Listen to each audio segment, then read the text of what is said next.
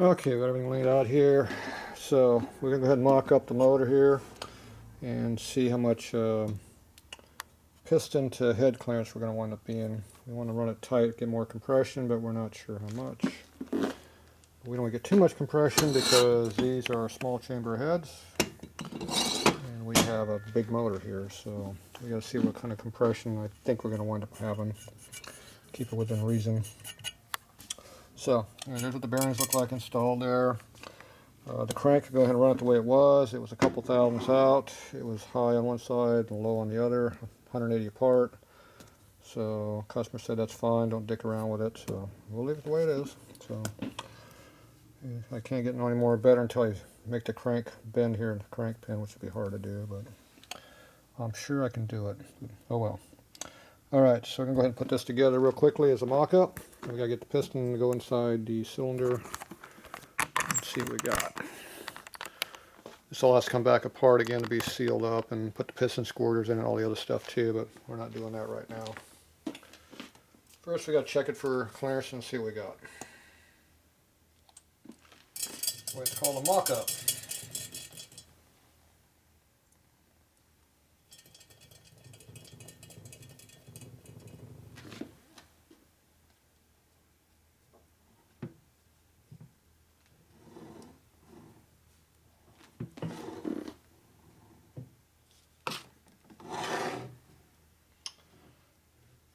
There's where that counter washer went to. That washer with a bevel in the back is this inner one over here. I knew there was one around there somewhere.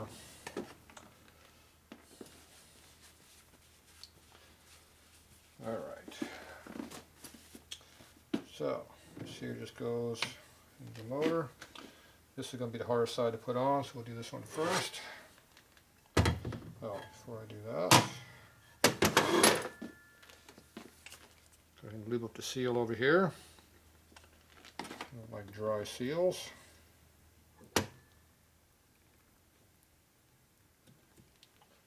Okay.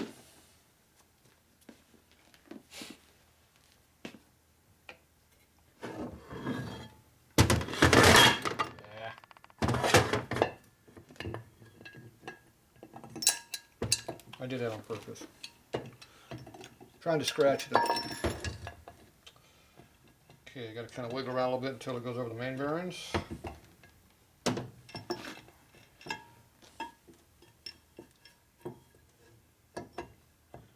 it goes.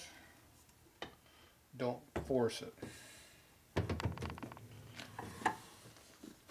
You got to do the same on the right side. So you got these big bearings that are hanging down, so you can get them to where they go up. Which means you got to wiggle them a little bit. There it goes.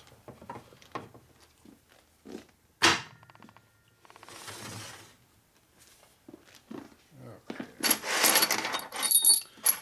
We don't need to put all the bolts in there, but we are going to, so you don't lose them.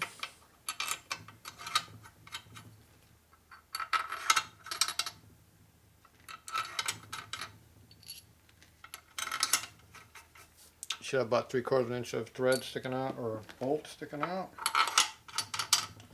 If you get less than that, you got the wrong bolts.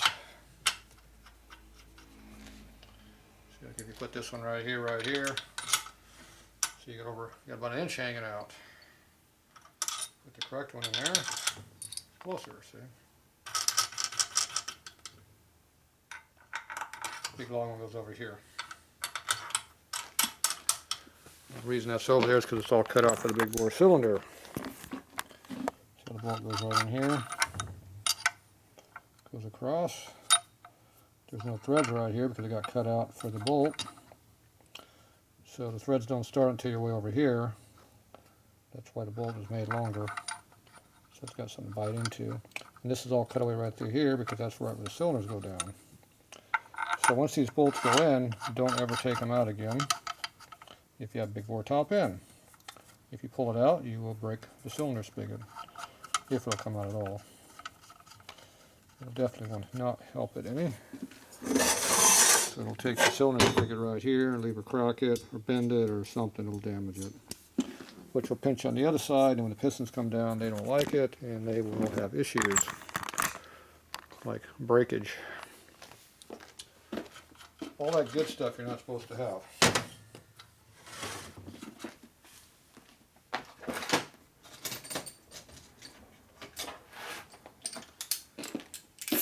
Okay, so it's going to lock this up, so it's going to go down until they touch.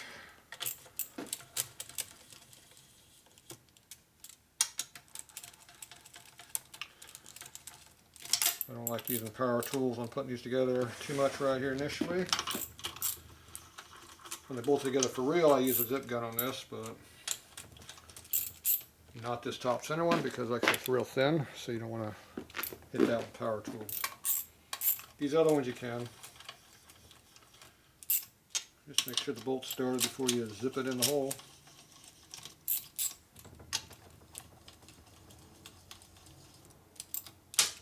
But the old and slow way works too. It's not always about speed around here. We go fast after it's good or not as you're doing it. Okay, so crank is in. It'd be helpful if it actually rotated without hitting anything. Appears to be okay. So you look at the shaft over here and make sure it's not wobbling or doing anything stupid. Do the same over here. If you look at that shaft real closely as I rotate it, you should see that it's not wobbling. You can see 2 or 3 thou wobble in there pretty easily. If you do, it's got a problem. It rotates nice and smoothly. Get a little case movement here, which is screwing with you a little bit, but like I said, you can see if it's bad pretty easily. Now, we rebuilt the crank because the rods were tight. So now, you want to make sure everything moves side to side. See how that one moves? That's what you want to see. And over here, you want to see this one's moving side to side also.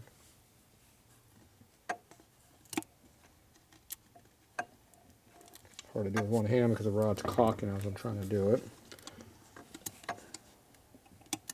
You can kind of see it. If I get the camera where you can see it. See? It moves. It's still not real loose. For high performance work, it could be even looser. For racing, it'd be a lot looser. Anyway, a lot better than it was. Before we had to beat it out with a big hammer, remember? Okay, so that's good there. I'm going to put this over here.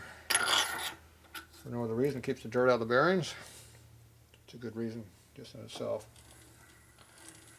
Okay, make sure our wrist pin fits. It does.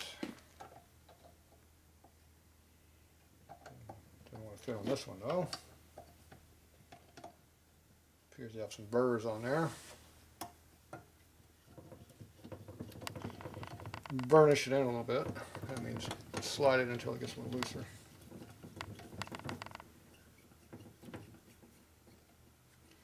Must be some nicks on the rod right there. Make sure you rotate a little bit as you do that. Still a little tight. It's got some burrs in there or something like that. It's tight spots.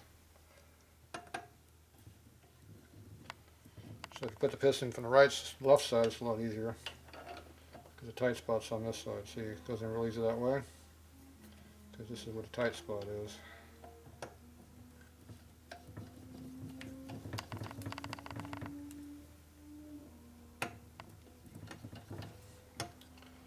Alright, it works.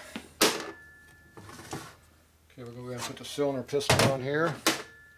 Set those together. Well, the cylinder is slightly different size, so I got one marked as small and one as big. And I marked the piston small and big too, so S and B, see? So this is our S version. So these do not say front or rear on the number anywhere. But we do have a front being this way, which means the piston's probably offset. The wrist pin's offset on these pistons. Yeah, there should be a front and a rear if it did that. But no, the valve pockets are equal, so it doesn't matter which way you put it in this way. But it does matter which way the piston goes because that's offset. If you had different size valve pockets, then it would have to be a front and a rear also. So, because on this one, this is the intake. On the other cylinder, this would be the intake. Okay, so these rings do not overlap our wrist pin, so I can put this together my normal way. These narrow rings are a pain in the butt to put in. Make sure you do not bend them or overlap the O-ring, which is easier said than done. Okay, these still have to be cleaned up yet. I'm just going to do a little light cleanup job in here. See how it's kind of brownish looking right now? See how dirty looking? What do you got, little? The old anti-rust I put in there before kind of seals up a little bit. You can see it's all brown. See how my fingers are dirty? The customer has to do some work yet. Use a nice clean rag initially, see? There you go. Nice clean rag.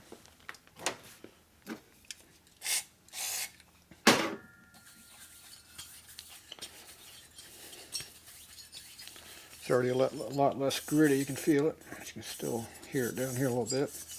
Now these cylinders are rusty a little bit down in here, but see all the marks in here from the rust. Customer isn't going to redo it, so I'm going to run it the way it is. Luckily on the bottom it doesn't matter much. So.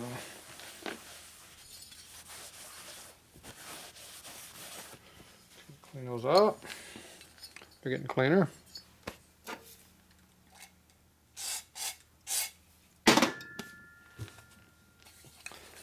Do it one more time just for the hell of it. See, there's still even brown coming out because they're not totally clean yet. This is the assembler's job, and I'm not assembling. So these have to be cleaned more.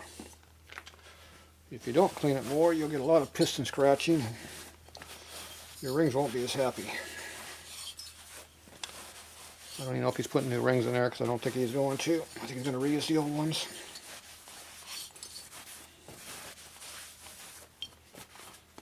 Alright, but for now you can see how it's getting a little cleaner, but they're still dirty.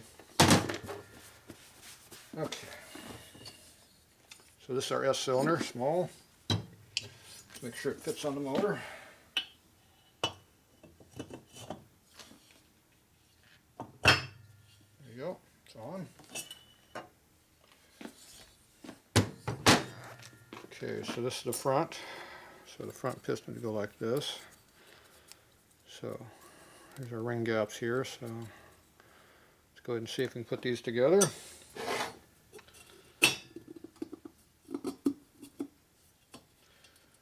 Shouldn't require any specialty tools, I don't think.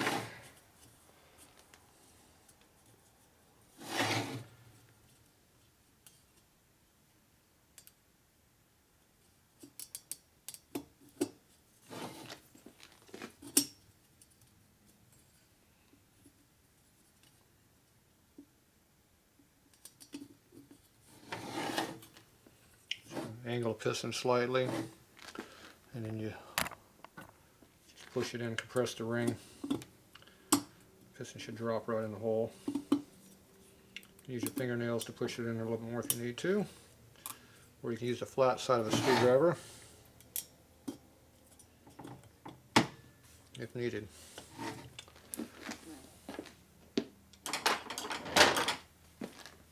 Flat side of the screwdriver is not the point, it's the flat side over here. So you push on something on the flat, it doesn't hurt as much. You push it like this, you can scratch and indent it. Okay, so that one goes in. So we got one ring gap here, the other one's on that side. So just lightly put it down. lightly tap with your plastic hammer. Should go right in easily. If it doesn't, don't keep forcing it. It's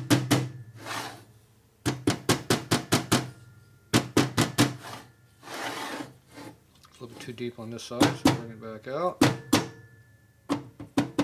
you go. Go back to tapping it again.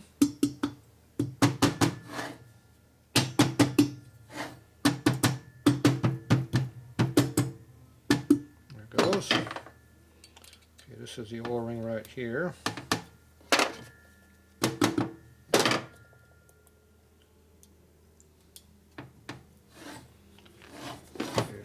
The O-ring already went on this side. See how the side of the piston's already dropped in? See the O-ring's right here? There's your gap. So you want to pull this side up over here so you can get this gap in there, and then when you put the ring in, it'll squeeze like this, and then as you push it down, it'll slowly collapse the whole ring down on the back side and go in. This way here, you got to compress the whole ring with a compressor of some type, because it'll catch on the edge there. So, went up too far.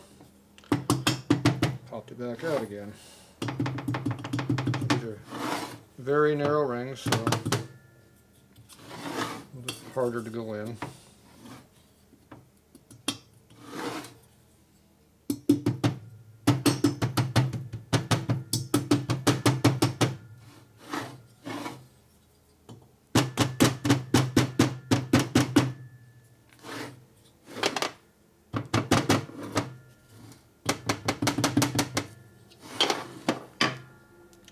Okay, so now that I got the load off the ring, so you can just push it in with your finger. See how loose it is?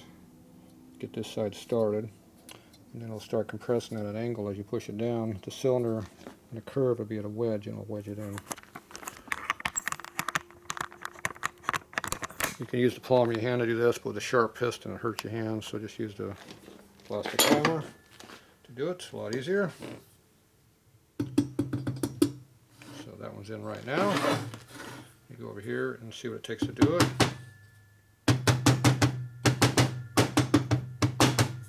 And the lower ring popped out because the damn O-ring is so narrow. I like doing that. So do this again.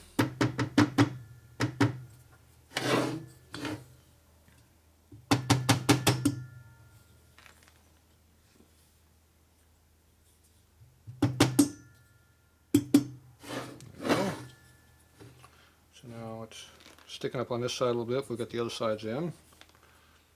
So we just kind of roll it around a little bit.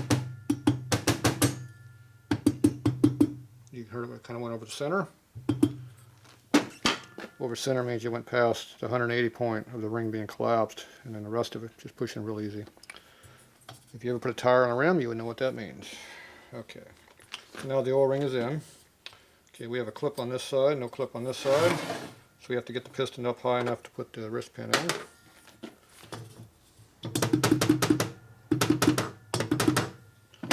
going to be just high enough to clear.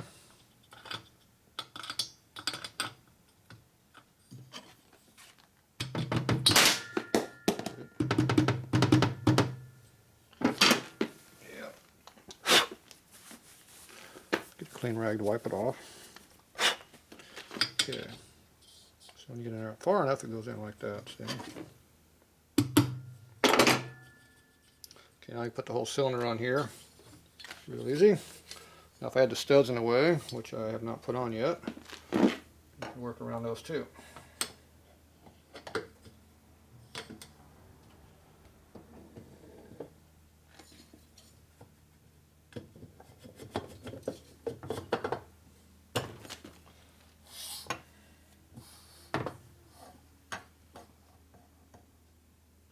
Find your top dead center point. Pretty close right in there. Looks like the piston's down the hole a little bit. So that means it's a little bit below the surface right now. See, I'm removing the crank and see the piston's not really moving. That means you're pretty much at top dead center. Okay, so what I do is I put a straight edge across here and put a feeler gauge between here, and you can measure your distance. You don't want to go front to back. You want to go where the wrist pin was, side to side. The piston can be rocking like this, so you want to go side to side. The piston can still rock a little bit that way too, but not nearly as much. So we need a straight edge to go across this whole surface right now. So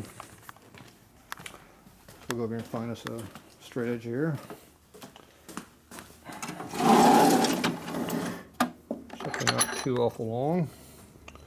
This ought to work.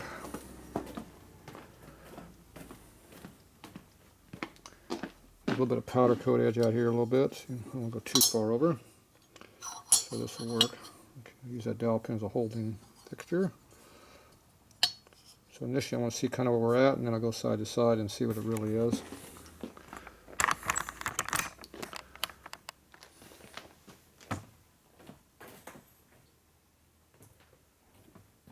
So we got some 6-inch feeler gauges here.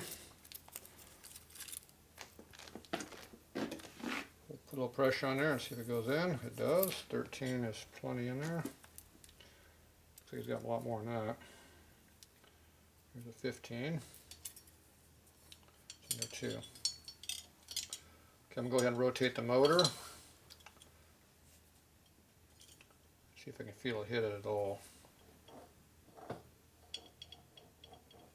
I'm pushing the whole cylinder down at this point. If it touches, you would feel a little tap on the bottom. I'm not feeling that tap. So I have 15 thousandths clearance right now.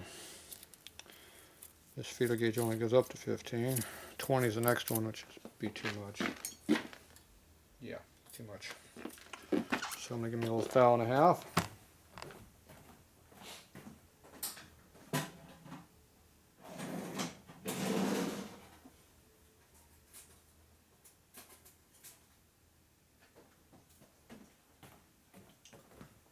These are thou and a half thick.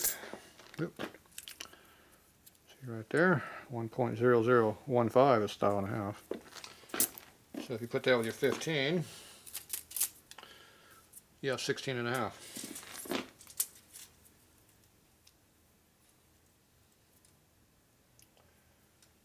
Do it side to side like that.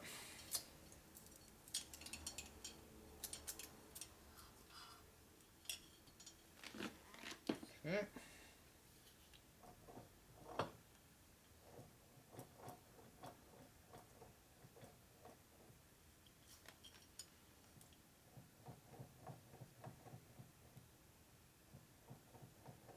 Cylinder's lifting a little bit at that.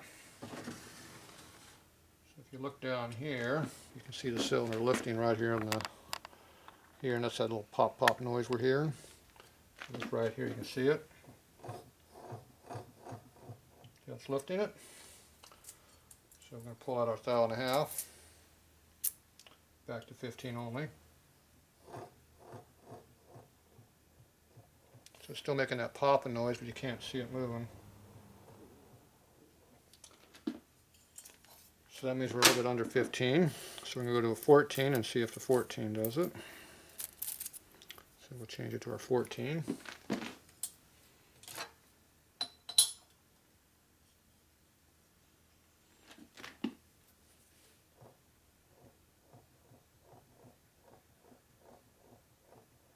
Still getting a noise at 14. Not as much though. We'll try 13. There's our 13.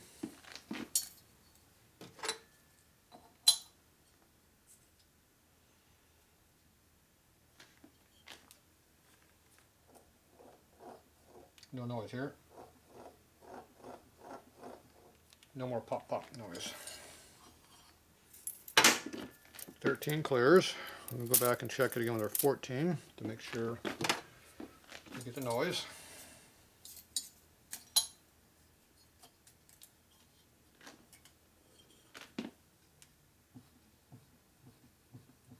You have mechanical knocking noise there? So it's hitting 14. So we're somewhere between 13 and 14, closer to 13 because 14's got a pretty good thump thump to it. So we know we have. Alright, so we're going to assume that these are both the same. We're not going for maximum compression on this motor, so we're going to leave it, we're just going to say it's 13. So I don't forget, I'm going to go ahead and mark the cylinder over here. 0.013 rear. So there we go. So now we're going to go do some compression testing. We're going to see what kind of compression we have. We know these are the stock small heads, so I forget what the small ones are, but I think they're 86 cc. I will look that up. Alright, so I'm going to do some calculations and we'll be right back.